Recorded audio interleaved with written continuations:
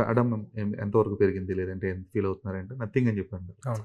So అంటే it feels నథింగే but it also it doesn't have any baggage or weightage to you. లేదు sir, nothing at all. లేదు. అంటే కొంచెం బాధ్యత పెంచుతుంది కదా. బాధ్యత ఉంది.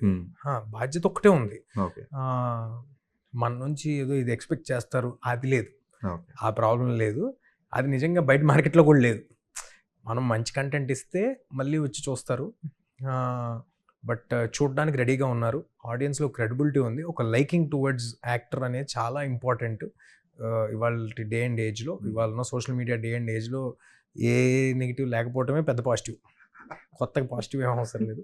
So touch wood by God's grace అలా కుదిరింది కాబట్టి అంతే తప్పితే వేరే బ్యాగేజ్ ఏం లేదు. అసలు నేను ఫస్ట్ ఏదో వచ్చేసిన సక్సెస్నో లేకపోతే జరిగిన సినిమాలనో ఇది నాదే, ఇది లేకపోతే దీని తర్వాత ఇలాగ ఉండాలి అలాగ ఉండాలి, I have to behave a certain way.